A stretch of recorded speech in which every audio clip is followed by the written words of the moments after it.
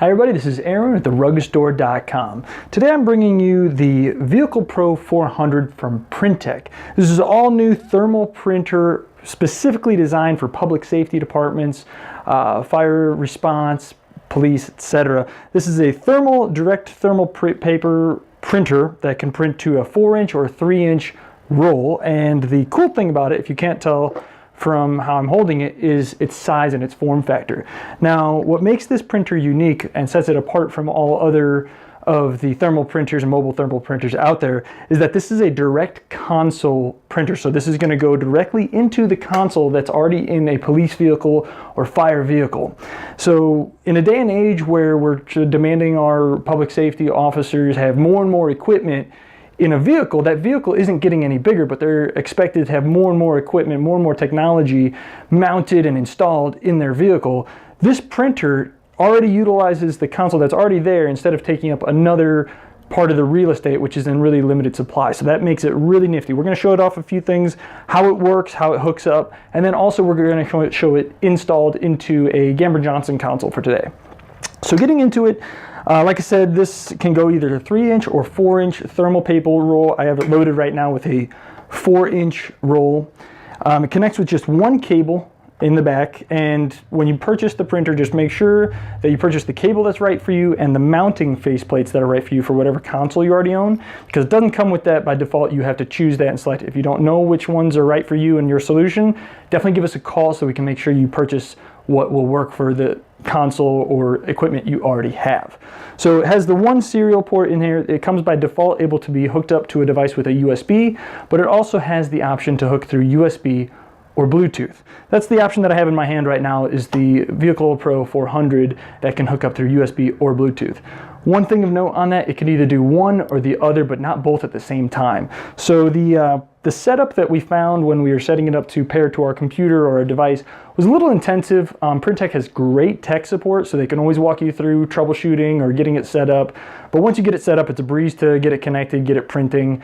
But the only thing that we found is that it has to go to a dedicated COM port for either the USB connection or the Bluetooth connection. And you have to choose which COM port it's connected to. So if you're going to print to Bluetooth, you set it up to COM port 7, for example, or whatever it is on your computer, and it prints from there. And you don't have to ever do that again unless you want to switch to a USB connection. Then you have to switch to that dedicated COM port. So it's a little complicated, but once you get the hang of it, really simple, really easy to figure it out. So I'm going to show it hooked up. So this is a, I think they called it a pigtail cable, where it has 2 different connections coming out of one port.